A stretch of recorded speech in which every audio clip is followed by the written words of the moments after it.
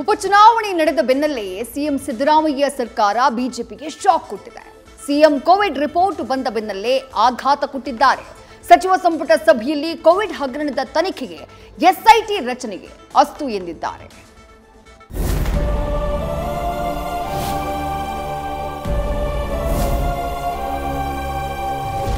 ಉಪಚುನಾವಣೆ ಬೆನ್ನಲ್ಲೇ ಇವತ್ತು ಸಿಎಂ ಸಿದ್ದರಾಮಯ್ಯ ನೇತೃತ್ವದಲ್ಲಿ ಮಹತ್ವದ ಸಚಿವ ಸಂಪುಟ ಸಭೆ ನಡೆಯಿತು. ವಿಧಾನಸೌಧದ ಸಂಪುಟ ಸಭಾಂಗಣದಲ್ಲಿ ಸಭೆ ನಡೆದಿದ್ದು ಕೋವಿಡ್ ವರದಿ ಕುರಿತಂತೆ ಚರ್ಚೆ ಮಾಡಲಾಗಿದೆ.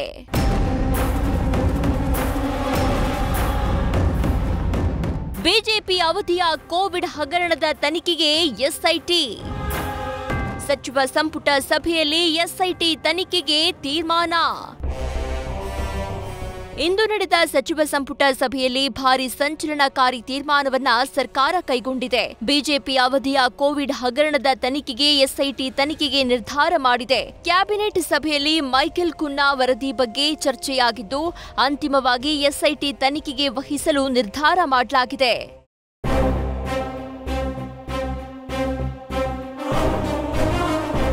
ಸಂಪುಟ ಸಭೆ ಬಳಿಕ ಸಚಿವ ಎಚ್.ಕೆ. ಪಾಟೀಲ್ ಮಾತನಾಡಿದ್ದು, ಹಿಂದಿನ ಬಿಜೆಪಿ ಸರ್ಕಾರ ಪಿಪಿಇ ಕಿಟ್ಗಳನ್ನು ದುಬಾರಿ ಬೆಲೆಗೆ ಖರೀದಿಸಿ ಭ್ರಷ್ಟಾಚಾರ ಮಾಡಿದೆ.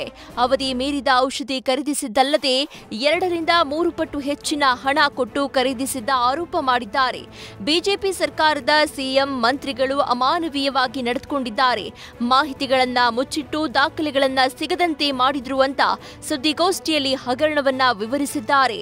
ಪಿಪಿಇ ಕಿಟ್ನಂಥ ಕಿಟ್ಗಳಿಗೆ 330 ರಿಂದ 400 ರೂಪಾಯಿಗೆ ಇಲ್ಲೇ ಕರ್ನಾಟಕದೊಳಗೆ ಲಭ್ಯ ಇದ್ರೆ, ಮುಂಬೈದೊಳಗೆ ಲಭ್ಯ ಇದ್ರೆ, ಅದನ್ನು ಬಿಟ್ಟು 2117 ರೂಪಾಯಿಗೆ ಲಕ್ಷಾಂತರ ಕಿಟ್ಗಳನ್ನು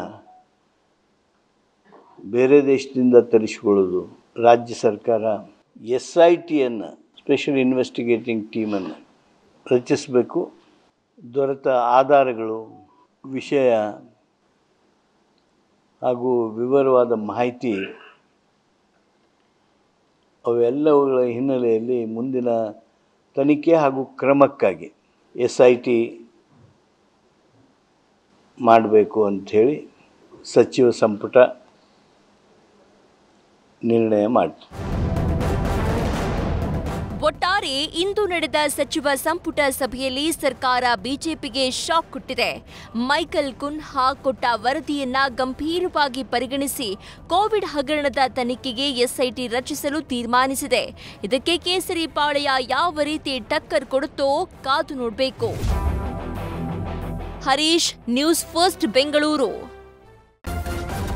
ನ್ಯೂಸ್ ಫಸ್ಟ್ ನಿರ್ಭೀತಿಯಿಂದ ನಿಮ್ಮ ಪರವಾಗಿ.